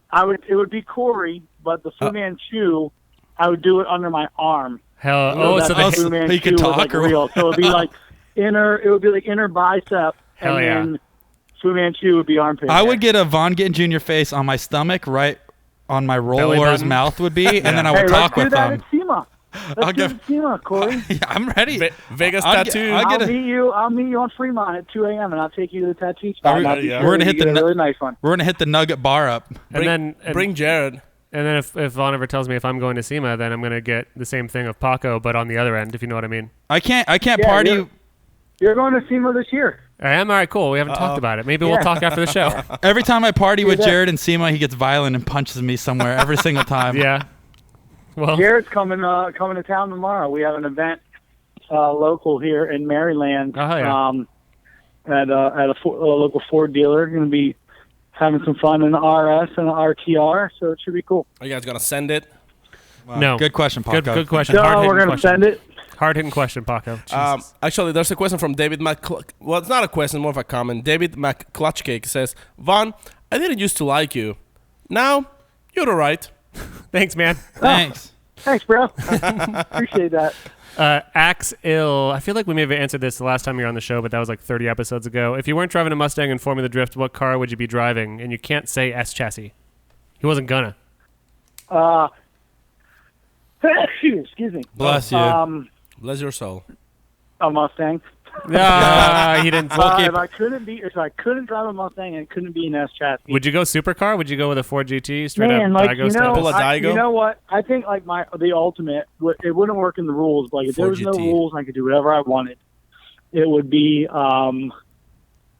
I gotta sneeze again.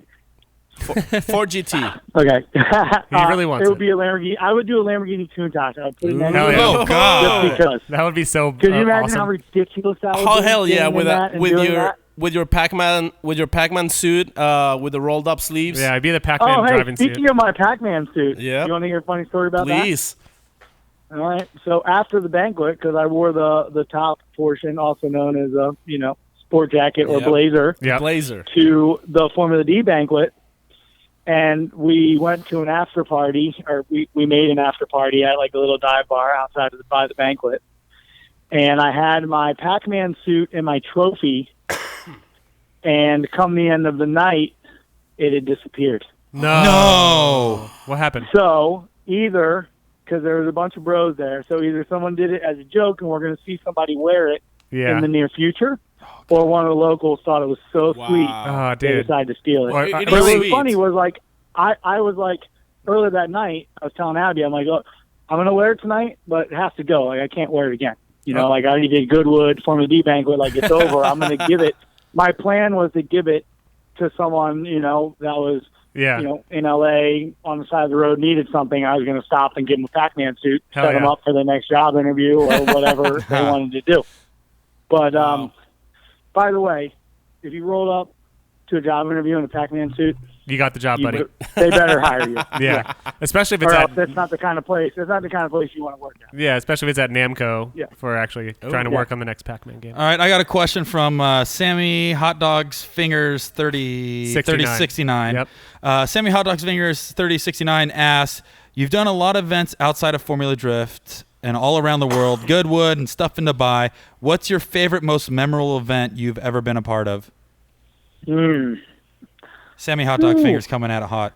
There's a lot for different reasons, but just unadulterated good time from, performing in front of a crowd that loved it, to giving people rides, to just having so much fun driving. Gatville, Red Scogan, Gatville was epic. I mean, that track just takes it to another level. There's literally, I remember myself, Mad Mike, Osbo, Turk, there was probably 60 cars on the track at once, and we Yeah. were just full tilt, just passing, Slaying. in drift, 5 of us. We would literally, split cars, and, it was amazing. It was so rad. So that's been amazing. I mean, the Drift Alliance, that nothing will ever be those days. We're still bros and still the crew, but we don't get to Yeah. be around each other as often as we like in that kind of atmosphere, just having fun, being rock stars or race cars. It Great. it doesn't happen. Yeah, I saw it actually. Irwindale, you all crossed paths, and you had Ford just sitting on your back, a real large guy. He was just hanging out on your back, and you were showing him a piggyback ride around the pits. And then Forsberg, he had his NOS guy, really large media guy, he's carrying him on piggyback. Right. And then Turk had he had his gum out person on his. You guys were all giving piggybacks to all of your major sponsors, and you're all crossing paths, and you all just kind of looked at each other for a second, and the sun was setting. You just single tear rolled down your cheeks, Right. and you're happy now, but you just all remembered. I remember that also, Sam, and I started hearing chicken fight. Chicken fight. And then they just start crying. And that's where the real actual battle of the season went down. Right. Is the chicken fight between each Stare driver off. and their major sponsor on their back. chicken. Yeah, I didn't know you witnessed that. I thought it was just us, actually. Yeah. I was there. Did you film it? I did, and it's gonna release tomorrow. Actually, Yeah, drop it. That'd be good. But you guys did party at Grid Life. They did, but it's no. It's not what it used to be. No, Gotcha, I Bill. mean, yo, That's not what it used to be. My point, no. My point was this: me, Forsberg, and Turk get to hang around a lot, but we used to we hang out a good amount, but we used to literally be we would be traveling the world, doing demos, having too much being fun, maybe. insane. Yeah, I mean it was maybe a little bit too much fun sometimes. Some rental vans and hotel rooms never saw another night. I mean, we you had know. a good time, and we still have a good time, and we all get together. Tony is the one that we really don't get to see often out of like the original DA crew, but I mean, we've all become bros and grown together, and we've just traveling the world, driving race cars together, and doing all these firsts and figuring out, doing demos at Indy, drifting the Milwaukee Mile, like. First, we're exiting the turn 4 at like 115 miles an hour in our little shitbox old cars. Like, it was insane. Yeah, I know, and it's June Mang's been talking about partying with you guys again soon. So, Did you guys know?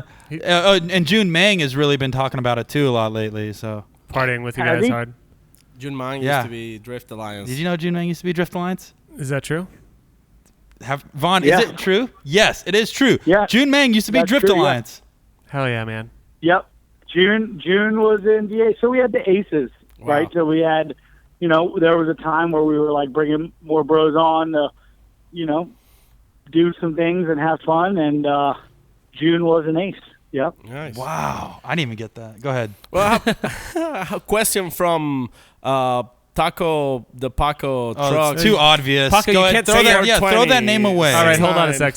So sometimes we do these questions where we just make up screen names like Sweet Dinger 4567. Paco just tried to make up a name, but he put his own name. No, Paco, it's come on. Taco. Where's your creativity He at? said Taco Paco. Let's give him another shot. All right. Go ahead and use a different name, Paco.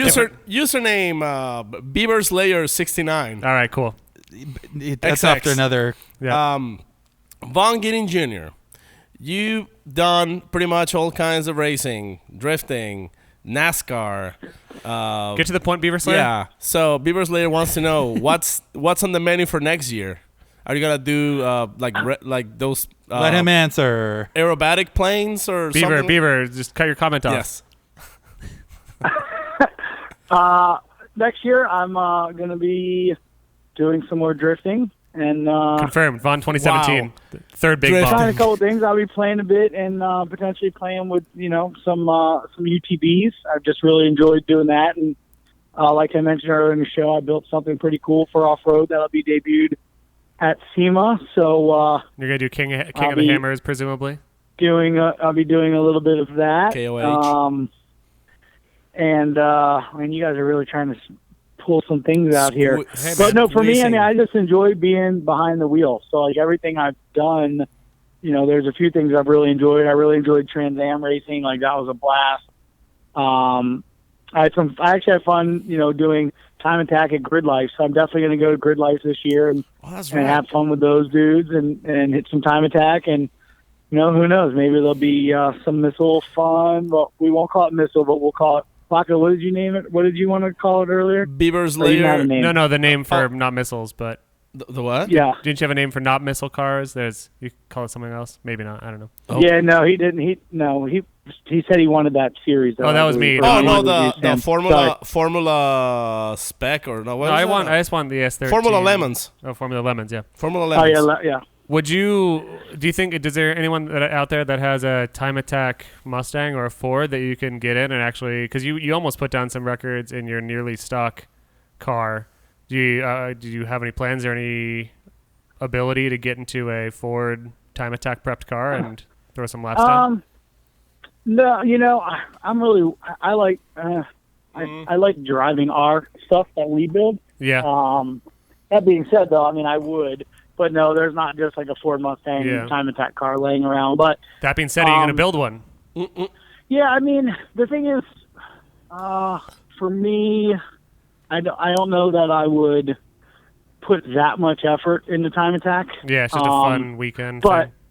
but that being said, I did enjoy it, and maybe there does come an opportunity where I decide to go to a sweet car and try it. But I think I would rather do something more like Pikes Peak or like a sweet tarmac confirmed. rally Vaughn's doing or Pikes something Peak. like that. and you What's that? I said confirmed. Vaughn's doing Pike Vaughn's Peak. doing that Pikes Peak. We're just grasping at straws here for anything. and you also- Definitely not in 2017. And you also got it's not stripped. really- Sorry, you What's that? saying? No. Oh yeah, Go no, ahead. you got stripped from your Grid Life Time Attack trophy, didn't you? Because you're on. I think just because like the yeah, so tire there spec was- or something there like that. was- No, well, there was some confusion on Technicality. multiple sides. Yeah, someone. So I had the RTR, and I put NTO1s on it, and I thought it was odd that I could be eligible for the class with those tires, but somebody that had went and spoke with someone that worked for Time Attack confirmed that it was just tires, like said they had confirmed it was just Got tire it. size. So I wasn't out there setting laps. I was there getting rides. But of course, I fun. wanted to put down laps, and Of course. our RTRs have really sweet suspension that makes the car a lot of fun to drive. And so I was just out there putting it down, and I ended up being, I think, fastest in the class. I think by a second, 1.7 seconds, I think, in a stock RTR. And so I went. Thought that we had won. I went and talked to them, and they're like, "Well, you're a pro." I was like, "Yeah, it's cool. I'm not here for a trophy." I just Yeah. I thought it would be cool for RTR, like literally Yeah. off the showroom, going against cars that are prepped for Time Attack. So it's all good. I didn't go for a trophy, and I know Yeah. how fast it was compared to what was out there. I was, so it was a blast, and somebody was out there in a rental Mustang. I wonder who that was. And then who threw it into the kitty litter going around a I corner don't know, with but no I brakes? know that he came past me at the back straight when I was doing a cool down lap, Yeah. and he came past me in the back straight, and might or might not have flicked me off. And so as soon as I saw him coming, like up in my, I started accelerating. So by the time we got to the crest of the downhill, like I was starting to pull up with him, Yeah. and he that's when he realized he didn't have brakes, and I just saw him veer off to the left. So like Formula Drift turn 1, he would have just like blasted through the clip, and then Excuse he went me? up in the grass, up the hill, and then through the tunnel and into the pit. And I was laughing my head off. It was hilarious. And just to be clear, we're not talking about James Kirkin from Donut Media, right? No. No. No. No. Neither. No, Jesse I mean, I Woods. saw a video online of the dude. He had a helmet on. So Yeah, it's just I couldn't decipher, but I thought I knew him from the middle finger, but I didn't want to judge. So all right, dog. Well, that about cuts it for questions. We've had you for a lot of your very valuable time. Any other top secret things you want to reveal on our sweet show? That was a joke. You don't have to. no. Nope. No, that's it. Nope. Well, we're going to see a bunch of. I do want to thank you bros for having me on. It's always fun Yeah, chatting man. with you guys. I wish the season's over, Sam, but I'll see you at SEMA and Corey. man. I just want to see you and Paco. Thank I'll you. see you at Grid Life next year, and Corey's going to be at maybe SEMA. Corey, maybe I'll see you at SEMA. Maybe you'll be posted up next to your sweet SEMA car, and I'll Yeah, come say hey. yeah, we'll be there. I'll come see. I'm sure I'll see you out on the town there. Yeah, I might get out once. And then or twice. I'll be Pro 2 next year for sure. I got confirmation again, so I'm making it happen. Oh, really? Yeah, I'm Yep. making it happen. Get ready. Sweet. Same plan as what this year was? Or? Oh, supposed to be. And the thing, so real quick, the story was that I was originally going to run Texas and Phoenix, and it was time crunch all the way up to Texas, and it was like one of those things was like, we can go out there and drive. I don't know if it's going to be good or bad or not. So we saved it for Phoenix, and then I talked to Andy Luck and Kevin Wells, and we're like, if you go out there and you run and you look like a pile of shit, it's going to be hard for us to say, hey, we're going to approve your petition for next year unless you won the event. So if you don't think you're going to win the event in an undeveloped car, I would save it and just ask for that extension for next year. So I'm going to take the time to develop the car right, and I asked for my extension since it was for 2 years, and I've got it. So Boom. just wanted to do it right. I I support that. I think you're a good one. If someone's going to get an extension, I would fully vote for you in that election. Yeah, I appreciate Well, that. rather than just similar to what maybe you could have done last year after you didn't have a car in Irwindale. It's like you could have ran this year's car last year, maybe, and blown that, surprise and all that stuff. But I guess it's not that similar. Say that. I was Say that one more gonna time, say, so you chose not to run Irwindale last year because your car, this year's car was not ready. You had another Mustang, but you chose not to drive it because it was not developed, and I'm sure among other reasons, right? Oh, I mean, which car are you talking about? I could have drove. Well, I don't know. Then wasn't this year's car at least in some sort of workable condition? No, it wasn't. No. Okay, I was under the impression. No, it was my demo car with Ford Performance Illuminator XS. It makes 550 horsepower, but it's a 302 cubic inch motor. So it didn't have any. It would have done nothing at FD. It just wasn't. Bad comparison. It wasn't an FD car. Bad comparison. It probably wasn't even legal. Yeah, it wasn't even legal. So Corey has nothing to fall back on. Is what you're saying? Yeah, no. No. But hey, good. I think that's a good decision. Like, no, it is. I agree. That is a example of realizing reality and not letting your passion get in the way and making a dumb decision. Like, step back, make the right decision, come correct. But this year, unfortunately, he has no excuse. Like, it's like Absolutely. Like, not. But the thing is now I feel like I'm on par to perform the way I should. And I wouldn't want to go out there unless I had a fair chance. And even though it's on me fully. Yeah, I've seen you, at the local CrossFit working out and getting your head game right and getting swole. So I think I saw you eating SpaghettiOs, being super healthy and stuff. So he was on one of those. He was on one of those natural male enhancement commercials. So he's sponsored by them. Extends. Yeah, wow. How did you fool them into that? I'm just a prime candidate for it. He showed them his short extension cord. Yeah, they said I was a prime candidate for being on this supplement, and I gave it a shot. So and now he's got energy. He's got charisma. Yep. Endurance. I have pizzazz. Nice. And so. All right, Doug. Well, you have a good night. Thanks for staying up with us, and we'll see you at SEMA. Yep. Have fun, guys. Thanks, big Good dog. night, man. Thanks. Later. All right, Sam. Your turn to say something bad about I him. am not gonna. That guy. Guy writes checks to the guy that writes my checks sometimes. So Paco, speak on behalf of the guy that writes his checks, that gets his checks. Wait, on behalf of the guy who writes the checks? Just speak on behalf of what Sam's thinking in his head. Yeah. Oh, this guy talks too much. No. Oh, this guy just tells me what to do. It's like, you guys want to be like me. You have to do this and do that. You guys do really bad impressions of me. No, Vaughn, he actually do a Vaughn impression for Sam. No, don't do the Vaughn impression. Yeah, do a Vaughn impression for Sam. Hey, just remember, Vaughn coached me personally at All right, Grid go ahead. Life, and he gave me okay. Pretend you're yelling at Sam. You have to do it like this, and so Sam. Put your hands together in the middle. Yeah, so. Let's say Sam went out there to shoot some Let's say I qualifying. forgot to put a memory card in. Yeah, send us in there. All right. Sam, I'm very disappointed. We're here in Tempe, Arizona. Obviously, we're not pumped. We're stuck right now. Like, we're stuck in the middle of this shoot. You forgot to turn on the microphone on your camera. The SD card is full. I don't know what you're doing here. You're fired. Oh, you got fired off of that. That was good. Yeah, Dang. I didn't think you'd get fired Shit, off that. the actual Vaughn Gittin JR just fired me. Paco, when did you stop doing your impression, and when did that become the real Vaughn? Yeah, Vaughn decided. Bye, Vaughn. We'll see you later. I So got Vaughn just hung up right now, so you won't have a chance. Man, Vaughn just hung up. Well, it looks like I'm fired. Corey, do you want me to do your media program for free? Yeah, for sure. Let's come up with a strategy. How to do it for free. Well, you got all that money from Extend, so. True. I got a couple bucks. Dude, I'll give you a handful of pills. I'll take that. You'll be sleeping weird for the next few nights, but I mean, Upside down. You mean I can't sleep on my stomach? yeah, just like turning over. Yeah. You just be on a pivot point where you just tip over and Actually, could it just be like a pinwheel?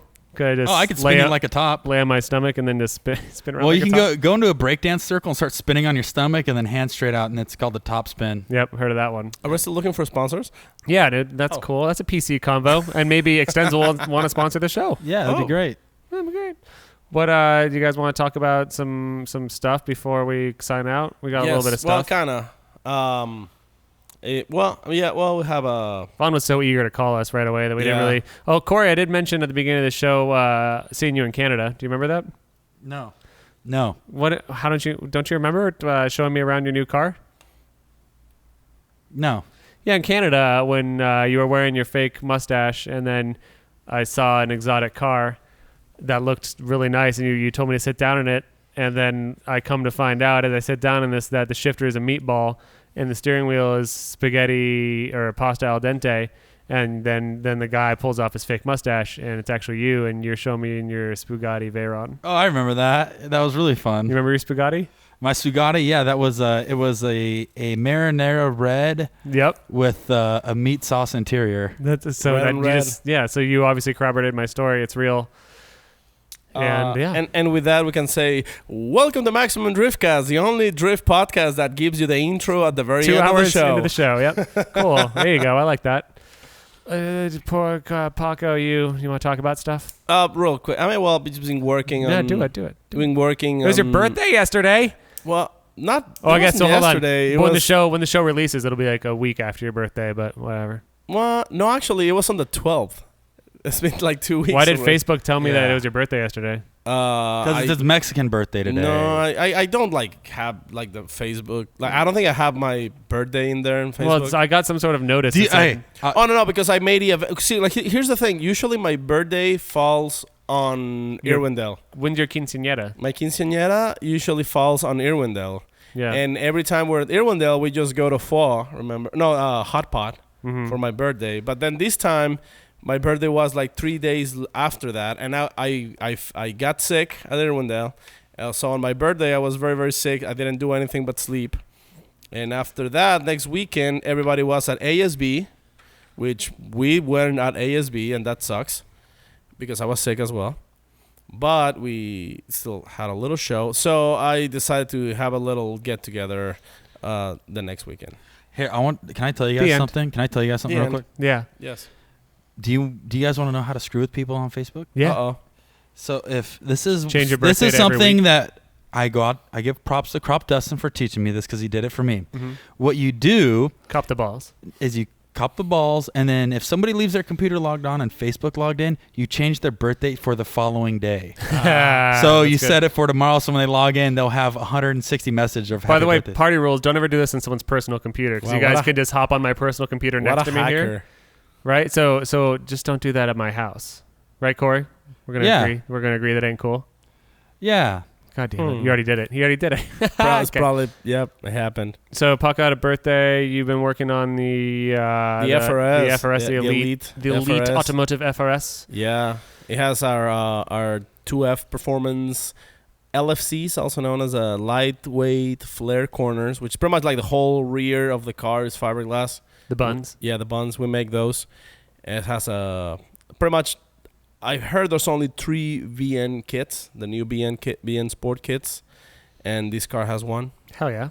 I think it's probably the only one in the States, I'm not sure. But we're supposed to debut it in SEMA in a week.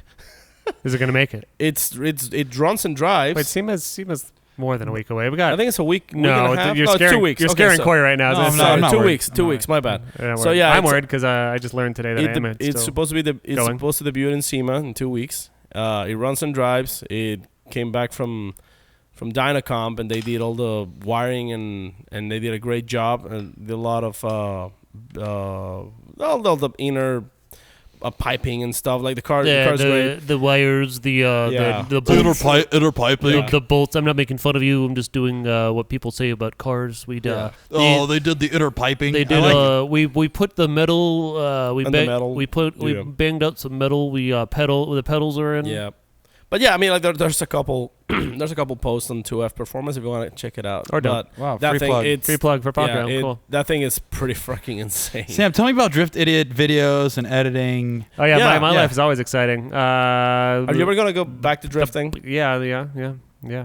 We did a throwback Well, I'm gonna get my car ready for SEMA. post. I'm Yeah, gonna that start. Subaru. I'm gonna start next week. Yeah, I'm doing a snap-on shoot next week from Sunday to Thursday. That'll leave me 4 days before SEMA, so I'm gonna get started. Probably then. Yep. I'm going to No, I don't really. I don't. I went to Montreal for vacation. Why would you go to Canada? Because my favorite composer was doing a show there, and he doesn't really come to the United States. Ludovico. Yes. What's his name? Ludovico Einaudi. You would have heard his music in Drifted Idiot Day 15. Ooh, fun note. I got a nice. So 2 notes on Drifted Idiot videos this week. I've been getting comments.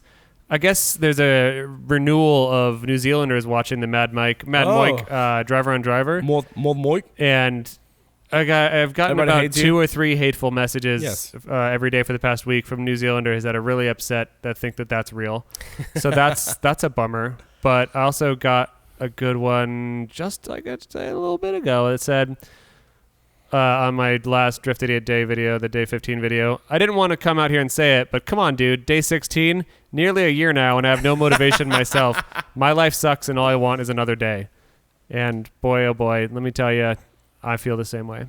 Well, you need a drift card to do Day 16. I so do. Maybe if people want to send you money. Yeah, I mean, I want to do. Maybe I'll go to SEMA and Corey, tell me how to get some money and hire people to make my car for me.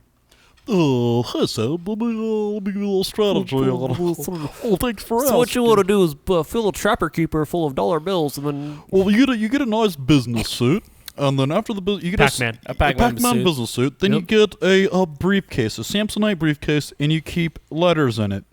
And when you open it, you shuffle through it and just say, "There's all these opportunities you can be a part of." Each one of these see this case. This case is filled with opportunities for, you guessed it, you.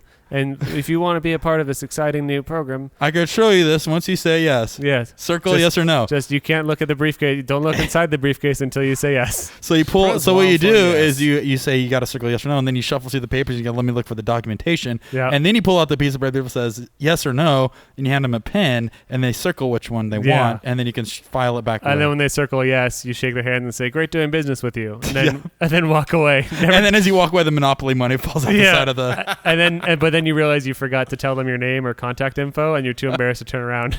Yeah, because your Monopoly money fell, and you're like, son of a bitch. Wow. I could talk like this the rest of the night. This is like fun. Yeah, depending on what. I feel like a different host. Depending on what my workload with Vaughn is at SEMA, we should probably do a video like that. Oh yeah. Hello, sir. We should do how to get sponsorships at SEMA. Yeah. You should then you can walk around and go like do to that. the, Exactly to the that. lifted truck people. Like, oh hi there, I'm a drifter. I would like to acquire some of your suspension equipment for my drift car, and like have a big lifted truck in the back. Should we do a tutorial video on how to get sponsors? I can't promise it because I got to talk to Vaughn in a minute and find out what amount of work I'm doing, but yeah, because it's something we would have to prepare for. I have to bring some of my best. Well, at the very least, we need to get kicked out of a club again and film that. Because that was a good year. That was a good year. Yeah, I haven't had one since that year. Yeah, I haven't had a good year since then.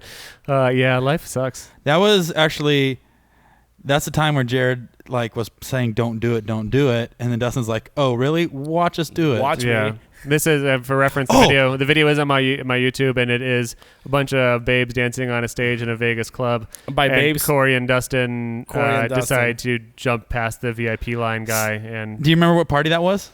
No, was it? The Gran Turismo party? Was it? Yeah. Nice. And look what I just got an invite to today about an hour ago. Ooh, is it the Gran Turismo party? Yeah. Ooh. Seek redemption. Happening. Oh, Dusty, is he going to be there? Dusty won't be there. Oh, dang. But I'll get like a weekend of Bernie's thing of Dustin where I can just carry him around. Yeah. I'm a +1. Are you might going to be see there. them? Maybe. I'm still not 100% sure. You and Dustin look a lot alike. Oh yeah, Yeah. we're like the same person. Somebody much. sent me a Snapchat from Irwindale saying, dude, Dustin's here. And I actually screenshotted it because it was one of the funniest pictures I've ever seen. And what is it? Let me show you. Paco, give me a Jeopardy theme song real quick. Dun, dun, dun, dun, dun, Not Spanish Jeopardy, do. Oh, sorry. Dun, dun, dun, Okay, dun, I'm finding it. That's the same. It's coming up. It's coming up. Oh, here it is. Here it is. Okay. So a random fan Snapchat me, and Paco, he sent me sometime. this. I'm going to show Fade out. Sam right now. Fade out.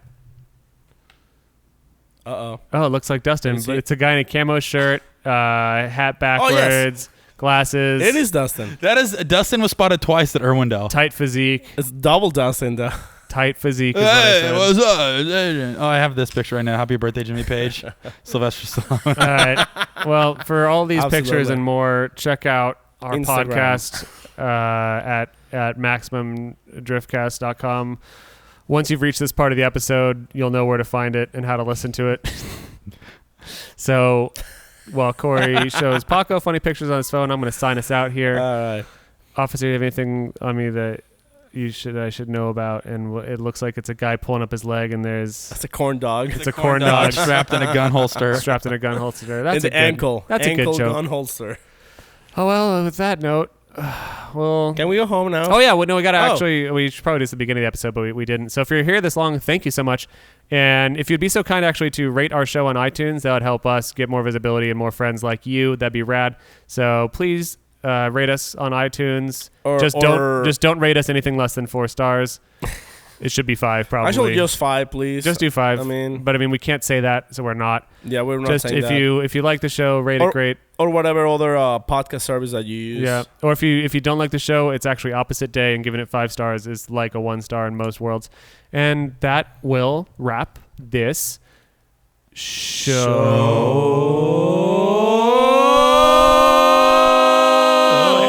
And on a high note.